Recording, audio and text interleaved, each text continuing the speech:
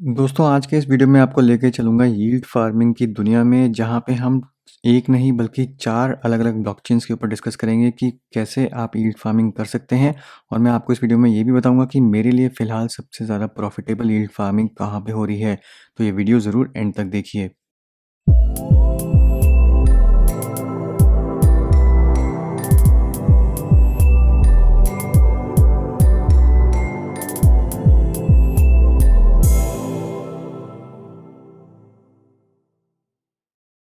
तो आज के इस वीडियो में हम डिस्कस करेंगे फ्लैमिंगो यील्ड फार्मिंग, जो कि नियो ब्लॉकचेन पे है। फिर है पंपकिन, जो आईओएसटी पे है।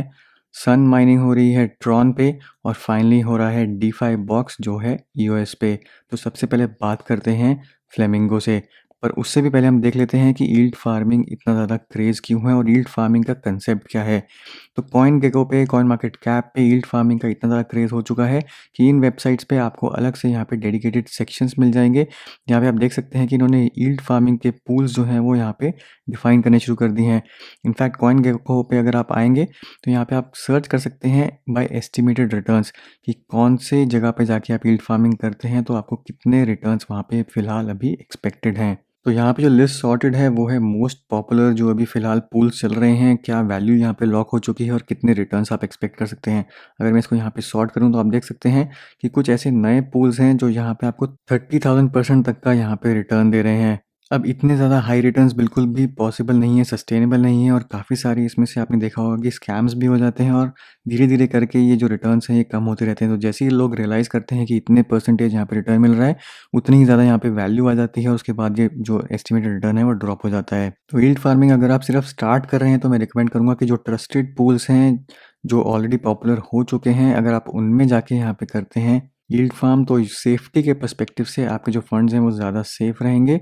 क्योंकि पॉपुलर फार्म्स के जो यहाँ पे कॉन्ट्रैक्ट्स हैं वो मोस्ट लाइकली ऑडिटेड हैं और उनमें हैक होने का चांस बहुत कम है, और उससे भी इम्पोर्टेंट स्कैम होने का चांस कम है। अब यील्ड फार्मिंग स्टार्ट करने से पहले आपको 2 चीज़ों का ध्यान रखना है। सबसे पहले तो ये है कि अगर आपके पास फंड्स बहुत कम हैं, अगर आपके पास 100, 200, $300 तक के आप इन्वेस्ट करके यहाँ पे यील्ड फार्म करना चाहते हैं, तो खासकर इथेरियम के जो पूल्स हैं, वहाँ पे मैं बिल्कुल भी रिकमेंड नहीं करूँगा कि वहाँ पे जाके आप इतने कम फंड्स के साथ यील्ड फार्म करिए, क्योंकि आपकी इथेरियम की गैस फ़ी उससे ज़्यादा लग जाएगी और आपको बिल्कुल भी प्रॉफ़िट नहीं होगा। ये खासकर वैलिड है अगर आप इथेरियम ब्लॉकचेन पे यील्ड फार्म कर रहे हैं। और दूसरी चीज़ जो बहुत इंपॉर्टेंट है, कि जो भी आप पूल में यहाँ पे यील्ड फार्म कर रहे हैं और जो टोकन फार्म होके आ रहा है, जैसे मान लीजिए सुशी में अगर आप यील्ड फार्म कर रहे हैं, सुशी टोकन जो है आपको रिटर्न में मिल रहा है, तो वो वाला टोकन कभी भी आप मार्केट से परचेज मत करिए फार्म करने के लिए।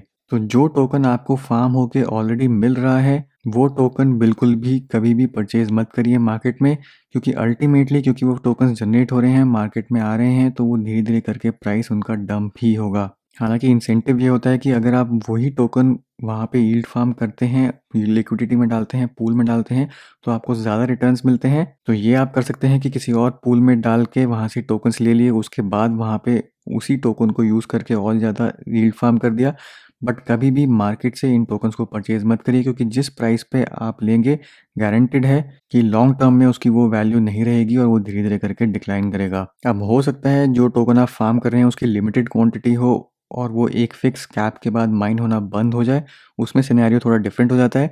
बट जनरली जो भी आजकल यील्ड फार्मिंग के पूल्स आपको दिख रहे हैं, उनमें काफ़ी ज़्यादा सप्लाई है, इन्फ्लेशन बहुत ज़्यादा है और बहुत ज़्यादा हाई रिटर्न्स हैं। तो वो उस टाइप के जो टोकन्स हैं उनमें बिल्कुल भी इन्वेस्ट मत करिए। अब यील्ड फार्मिंग का कंसेप्ट शुरू हुआ था वाईएफआई से, और मोस्ट लाइकली मोस्ट प्रॉब्ली जितने भी टोकन्स आप यील्ड फार्म करते हैं वो सारे गवर्नेंस टोकन्स हैं। गवर्नेंस टोकन्स का सिंपल सा कंसेप्ट है कि जो भी ये टोकन होल्ड करेगा उसकी से होगी, यानी कि वो वोट कर पाएगा आगे आने वाले टाइम में जो भी डिसीजंस लेने होंगे उस ब्लॉकचेन को या उस पर्टिकुलर प्रोटोकॉल को। तो गवर्नेंस टोकन्स का जो बेसिक यूज केस है वो है ज़्यादा से ज़्यादा डिसेंट्रलाइजेशन, यानी कि जितने ज़्यादा टोकन्स लोग होल्ड करेंगे, जितने ज़्यादा डिफरेंट लोग उसको होल्ड करेंगे, उतनी ही ज़्यादा डिसेंट्रलाइजेशन होगी उस प्रोटोकॉल की। तो इस वीडियो में ज़्यादा टेक्निकलिटीज़ में नहीं जाएंगे और स्टार्ट करते हैं कि आपको यील्ड फार्म कैसे करना है। तो मोस्ट लाइकली कहीं पे भी आपको अगर यील्ड फार्म करना है तो उसके लिए रिक्वायरमेंट होगी लिक्विडिटी टोकन्स की, लिक्विडिटी प्रोवाइडर टोकन्स की, जिनको एलपी टोकन्स भी कहा जाता है। तो LP tokens, liquidity provider tokens का कंसेप्ट है यूनिस्वैप पे। यूनिस्वैप पे जो पूल्स का कंसेप्ट है, जब आप पूल में लिक्विडिटी यहाँ पे प्रोवाइड करते हैं किसी भी पूल में यूनिस्वैप पे, तो बदले में आपको एलपी टोकन्स मिलते हैं, जिनको लिक्विडिटी प्रोवाइडर टोकन्स कहा जाता है। तो बेसिकली आप समझ लीजिए कि आप यहाँ पे प्रूफ दे रहे हैं कि हाँ, आपने लिक्विडिटी प्रोवाइड करी है, तो बदले में आपको कुछ टोकन्स मिले हैं, जो कि ये प्रूव करते हैं कि आपके पूल में इतना वेट है, यानी कि आपने उस पूल में इतनी कंट्रीब्यूशन करी है और बदले में आपका जितना शेयर है, उसके आपको कॉरस्पॉन्डिंग एलपी टोकन्स मिल गए हैं। अब ये जो एलपी टोकन्स का कंसेप्ट है, ये सिर्फ इथेरियम ब्लॉकचेन पे नहीं, बाकी सारी ब्लॉकचेन्स पे जहाँ पे भी यील्ड फार्मिंग हो रही है, जहाँ पे भी लिक्विडिटी माइनिंग हो रही है, सब जगह सिमिलर कंसेप्ट है। तो कहीं पे भी किसी भी पूल में जाके अगर आपको यील्ड फार्मिंग करनी है, तो सबसे पहले आपको उस पूल में टोकन्स डालने पड़ेंगे, वहाँ से एलपी टोकन्स लेने पड़ेंगे और एलपी टोकन्स लेने के बाद आप उनको स्टेक कर सकते हैं यील्ड फार्मिंग के लिए। अब लिक्विडिटी प्रोवाइड करने के जो स्टेप्स हैं, वो मैंने आपको पहले भी एक वीडियो में बताए थे, बट मोर और लेस यहाँ पे आपको क्या करना है, जैसे सपोज यूनिस्वैप पे आपको लिक्विडिटी प्रोवाइड करनी है, तो यूनिस्वैप पे जाएंगे, यहाँ पे पूल में जाएंगे, कौन से पेयर में आपको लिक्विडिटी प्रोवाइड करनी है वो पेयर आप सिलेक्ट करेंगे। आप यहाँ पे ऐड लिक्विडिटी पे क्लिक करेंगे, इथेरियम आपके पास कितने हैं और आपको दूसरा टोकन सेलेक्ट करना है। जैसे मैंने यहाँ पे डाई किया, तो अगर मैं इथेरियम और डाई के पूल में लिक्विडिटी प्रोवाइड करना चाहता हूँ, तो इक्वल क्वांटिटीज़ में मुझे उतने टोकन्स प्रोवाइड करने पड़ेंगे। जैसे मान लीजिए मुझे 1.9 डाई अगर मेरे पास है, तो उसके कॉरस्पॉन्डिंग जो इथेरियम है वो भी मुझे यहाँ पे डालने पड़ेंगे। तो 50-50% आपको दोनों डालने पड़ेंगे पूल में, तब जाके आप एलिजिबल होंगे लिक्विडिटी प्रोवाइड करने के लिए। तो जब आपने ये सेलेक्ट कर लिया, उसके बाद आपको बस यहाँ पे अप्रूव करना है और अप्रूव करने के बाद आपको करना है सप्लाई। जैसे ही आप सप्लाई कंप्लीट कर देंगे, आपको वो एलपी टोकन्स मिल जाएंगे इथेरियम और डाई के, यानी कि जो भी आप पेयर सेलेक्ट करेंगे उसके कॉरस्पॉन्डिंग आपको एलपी टोकन्स मिल जाएंगे। अब कौन से पेयर के आपको एलपी टोकन चाहिए, कहाँ पे आपको लिक्विडिटी प्रोवाइड करनी है, वो डिपेंड करेगा कि आप यील्ड फार्मिंग कहाँ पे कर रहे हैं और उनकी रिक्वायरमेंट क्या है कि उनको कौन से पूल के टोकन्स चाहिए। जैसे एग्जांपल के लिए अगर आप यहाँ पे कुछ पूल्स देखें, तो अगर आपको यूनिस्वैप पे यूनी की माइनिंग करनी है, तो यहाँ पे आपको WETH और USDT का पूल चाहिए, यानी कि ये दोनों आपको चाहिए लिक्विडिटी पूल में, तब जाके आप यहाँ पे माइनिंग कर पाएंगे। तो जो फर्स्ट स्टेप है और जो मेजर स्टेप है वो यही है कि आपको एलपी टोकन्स लेने हैं, डिपेंडिंग ऑन आप कहाँ पे यील्ड फार्मिंग करना चाहते हैं। तो अब चलते हैं सबसे पहले प्रोजेक्ट पे, जो है फ्लैमिंगो। 13 घंटे 25 मिनट बाद इनका जो स्टार्ट होने वाला है मिंट रश, यानी कि FLM टोकन्स आपको यहाँ पे मिलने लग जाएंगे। ये है नियो ब्लॉकचेन के ऊपर। अब नियो ब्लॉकचेन के ऊपर ये पहला ऐसा टोकन है जो आप फार्म कर सकते हैं। यहाँ पे कोई प्री माइन नहीं है, कोई यहाँ पे डेवलपर फंड नहीं है, 100% जो कुछ है कम्युनिटी के लिए है। और FLM टोकन्स स्टार्टिंग से आप माइन कर पाएंगे जब आप यहाँ पे लिक्विडिटी प्रोवाइड करेंगे। अब बिगनर्स के लिए मैं यहाँ पे कहूँगा कि नियो ब्लॉकचेन पे फ्लैमिंगो FLM माइन करना थोड़ा सा कॉम्प्लिकेटेड है, क्योंकि नियो के ऊपर यहाँ पे नेटिवली टोकन्स एग्जिस्ट नहीं करते। ये लोग पोर्ट कर रहे हैं अपने टोकन्स इथेरियम ब्लॉकचेन से। उसके लिए यहाँ पे इन्होंने रैपर सर्विस दी हुई है, यानी कि अगर आपके पास मेटामास्क में कुछ टोकन्स पड़े हैं, जैसे देख लीजिए यहाँ पे USDT चाहिए यहाँ पे, या BTC चाहिए, या ETH चाहिए, ONT और नियो अगर आपको चाहिए, तो सबसे पहले आपको यहाँ पे रैप करना पड़ेगा। उसके बाद आप इन रैप्ड टोकन्स को यहाँ पे पूल में डाल सकते हैं और FLM माइन कर सकते हैं। अब एग्जैक्ट जो यहाँ पे स्टेप्स हैं इन्होंने पूरे डिटेल में यहाँ पे दिए हुए हैं अपने आर्टिकल में। तो अगर आपको नेटिवली जाके फ्लैमिंगो की वेबसाइट पे FLM जाके माइन करना है, तो आपको ये सारे स्टेप्स फॉलो करने पड़ेंगे। उसके बाद आप यहाँ पे FLM माइन कर पाएंगे। बट जो सबसे आसान तरीका है FLM माइन करने का, वो है बाइनेंस पे। बाइनेंस ने अनाउंस कर दिया है कि FLM को वो लिस्ट करेंगे और FLM की यहाँ पे लॉन्च पूल पे उन्होंने माइनिंग स्टार्ट कर दी है। तो FLM माइन करने के लिए ये सारे कॉम्प्लिकेटेड स्टेप्स आपको करने की ज़रूरत नहीं है, आप बस आराम से जा सकते हैं बाइनेंस पे। आपको BNB या BUSD टोकन्स चाहिए, 27 तारीख को ये माइनिंग यहाँ पे स्टार्ट हो जाएगी। तो आपको बस जाना है बाइनेंस पे। बाइनेंस पे अगर आप जाएंगे, यहाँ पे जाएंगे फिनेंस में, सेविंग्स में जाएंगे। सेविंग्स में जब आप खोलेंगे, तो आपको फ्लैमिंगो के लिए यहाँ पे उस दिन 27 को यहाँ पे एक अलग से पूल दिखाई देगा।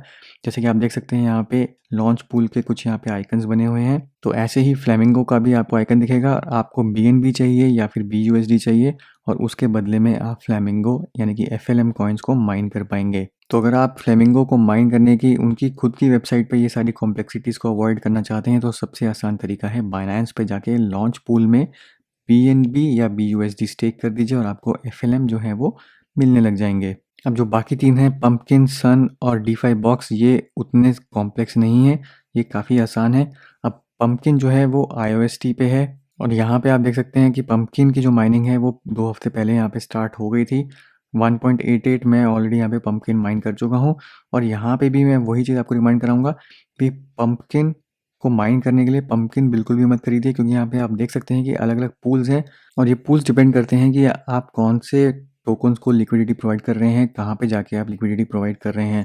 तो अगर मैं यहाँ पे जाऊँ स्टेक में, तो स्टेक में आप देख सकते हैं जैसे सिल्वर पूल है, गोल्डन पूल है, तो यहाँ पे इन्होंने दिया हुआ है कि पीपीटी और आईओएसटी दोनों अगर आप स्टेक करेंगे तो जाके आपको यहाँ पे पीपीटी जो है वो माइन होने लगेंगे। ऐसे ही हर एक पूल में यहाँ पे कुछ ना कुछ कॉम्बिनेशन दिया हुआ है, उसके बाद आप जाके इनको माइन कर सकते हैं।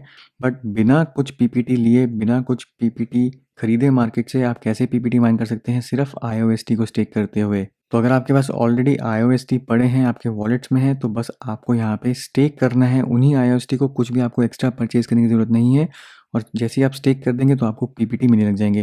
तो यही मैंने स्टेप लिया है, क्योंकि मेरे पास आईओएसटी कुछ थे तो मैंने बस यहाँ पे आके पूल में स्टेक किया है। स्टेक करने के लिए मुझे यहाँ पे बस करना है सेलेक्ट।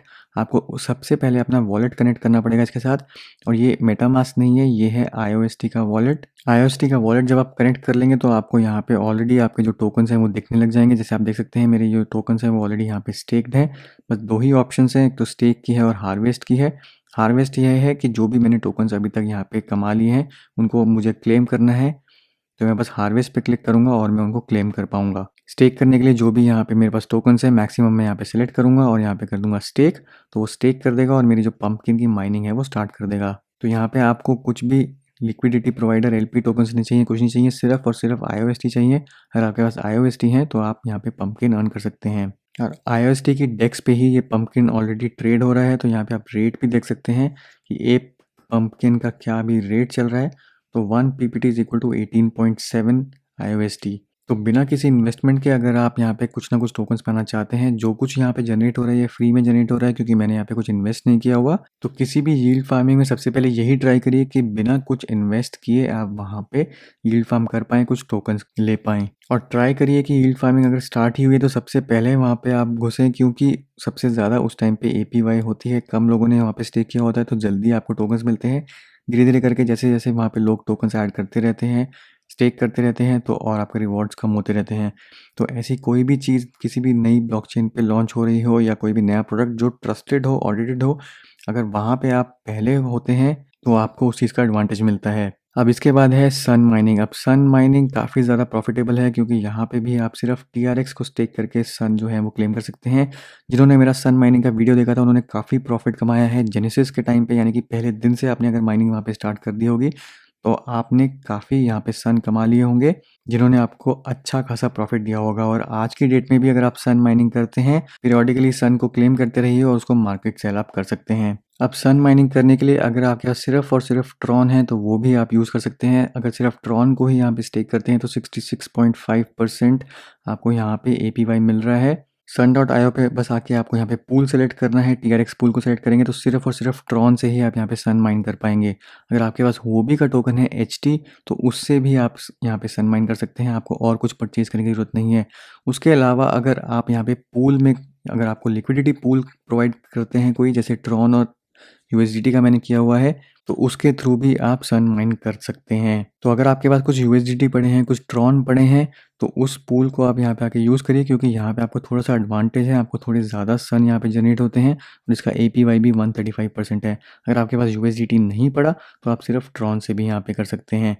अब यहाँ पे अगर आपको यूएसडीटी टीआरएक्स पूल में करना है तो आपको चाहिए एलपी टोकन, और उसके लिए उन्होंने यहीं पे लिंक दिया हुआ है। आप बस क्लिक करेंगे यहाँ पे गेट एलपी टोकन पे। जैसे मैंने आपको यूनिस्वैप पे बताया है कि आपको इक्वल क्वांटिटीज़ में यहाँ पे टोकन्स चाहिए, बिल्कुल वैसे ही टीआरएक्स आप सेलेक्ट करेंगे, कॉरस्पॉन्डिंग उतने ही आप यहाँ पे यूएसडीटी सेलेक्ट करेंगे। जैसे मेरे पास $13 है तो यहाँ पे अगर मैं सेलेक्ट कर देता हूँ मैक्स, तो उसके कॉरस्पॉन्डिंग मुझे बता देता है कि मुझे 516 ट्रॉन चाहिए। पर क्योंकि मेरे पास इतने ट्रॉन नहीं है तो मैं कर दूँगा यहाँ पे मैक्स 97 ट्रॉन है, तो उसके बदले में $2.5 मुझसे यूएसडीटी ये चार्ज करेगा। चार्ज इन द सेंस कि ये दोनों जो टोकन्स हैं ये पूल में चले जाएंगे और उन पूल टोकन्स को जो है वो मैं स्टेक कर सकता हूँ सन की वेबसाइट पे। तो बस आपको यहाँ पे इक्वल क्वांटिटीज़ में ये दोनों टोकन सेलेक्ट करने हैं, उसके बाद क्लिक कर देना है सप्लाई पे। तो जैसे ही आप सप्लाई पे क्लिक करेंगे ट्रांजैक्शन कंफर्म होगी, आपके पास आ जाएंगे एलपी टोकन, जो आप वापस यहाँ पे सन पे जाएंगे, इस पर सेलेक्ट करेंगे यहाँ पे और बस यहाँ पे आके स्टेक पे अपने एलपी टोकन सेलेक्ट करके यहाँ पे स्टेक कर देंगे, तो आपका जो स्टेकिंग है वो एक्टिव हो जाएगा और आपको सन माइन होने लग जाएंगे। अब ट्रॉन पे अच्छी बात यह है, और इनफैक्ट बाकी ब्लॉकचेन्स पे अच्छी बात यह है कि यहाँ पे कोई गैस फी नहीं लगती या बहुत ही मिनिमल गैस फी लगती है। तो यही स्टेप अगर आप इथेरियम पे करते तो आपके $3, $4, $5 लग जाते, बट यही चीज़ ट्रॉन पे यहाँ पे 1 सेंट से भी कम में आपकी हो जाएगी। अगेन मेरी रिकमेंडेशन यही है कि यहाँ पे सन मत परचेज़ करिए क्योंकि आपको सन ऑलरेडी यहाँ पे मिल रहा है। तो इस लालच में मत आइए कि आपको अगर सन और टीआरएक्स का पूल में करते हैं तो आपको ज़्यादा एपीवाई मिलेगी, क्योंकि अल्टीमेटली उसका प्राइस डाउन ही जाएँगे, तो जितना ज़्यादा आप यहाँ पे अर्न करेंगे उसका कोई ज़्यादा रिलेटिवली फ़ायदा नहीं होगा। तो जो आपके पास ऑलरेडी पड़ा है, यूएसडीटी पड़ा है, टीआरएक्स पड़ा है, उसी को यूज़ करके आप सन माइन कर सकते हैं। सन को सेल करेंगे तो आपका वो 100% प्रॉफ़िट होगा। अब फाइनली बात करते हैं डीफाई बॉक्स की, जो कि है ईओएस पे।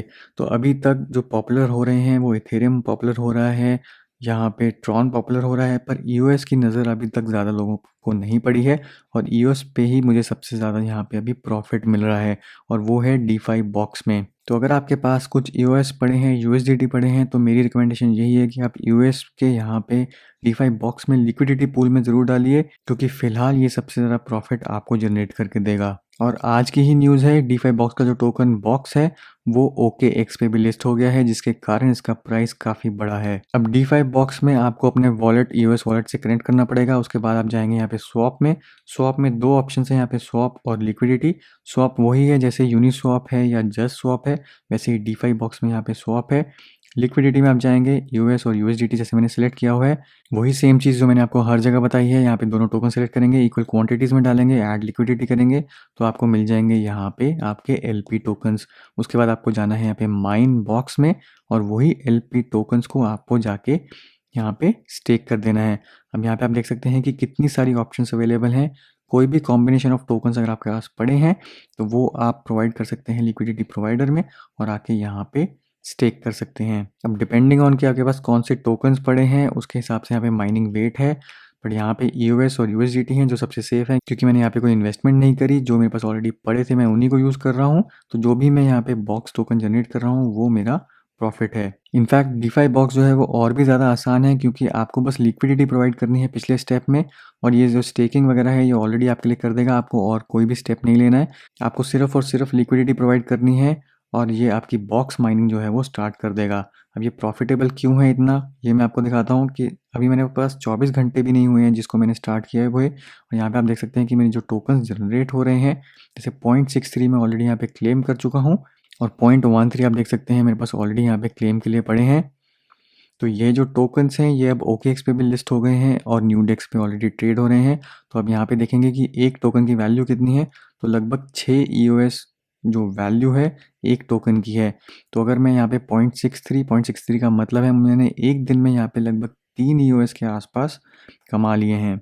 और इसमें मेरी इन्वेस्टमेंट ज़ीरो है, क्योंकि मेरे पास यूएस थे, मेरे पास यूएसडीटी थे, वो बस मैंने आके यहाँ पे स्टेक किए हैं। तो डीफाई बॉक्स जो है यूएस ब्लॉकचेन पे मेरे हिसाब से अभी फ़िलहाल सबसे ज़्यादा प्रॉफिटेबल है, और बाकियों के मुकाबले ये काफ़ी आसान भी है, क्योंकि यहाँ पे सिर्फ एक ही स्टेप है, आपको सिर्फ लिक्विडिटी प्रोवाइड करनी है और आपकी ऑटोमेटिकली यहाँ पे बॉक्स माइनिंग जो है वो स्टार्ट हो जाएगी। अब बॉक्स के और भी ज़्यादा फीचर्स हैं जो आप आके यहाँ पे पढ़ सकते हैं। अगर आप बॉक्स जो अर्न करते हैं उनको स्टेक कर देते हैं तो उसके बदले में आपको डिविडेंड्स यहाँ पे अलग से मिलने लग जाते हैं, बट ये सब आप खुद एक्सप्लोर कर सकते हैं। नहीं तो सिंपली अगर आप बॉक्स यहाँ पे क्लेम करके सेल कर देते हैं तो ये अपने आप में आपको काफ़ी अच्छा प्रॉफिट दे सकता है। तो दोस्तों ये था मेरा आज का वीडियो यील्ड फार्मिंग के ऊपर। उम्मीद करता हूँ इससे आपके काफ़ी सारे डाउट्स क्लियर हो गए होंगे, आपको समझ में आ गया होगा कि आपको ये कैसे करना है। वीडियो को ज़रूर लाइक करिए, शेयर करिए, चैनल को सब्सक्राइब करना मत भूलिए। मिलता हूँ मैं आपसे अगले वीडियो में, तब तक के लिए हैव अ सेफ इन्वेस्टमेंट।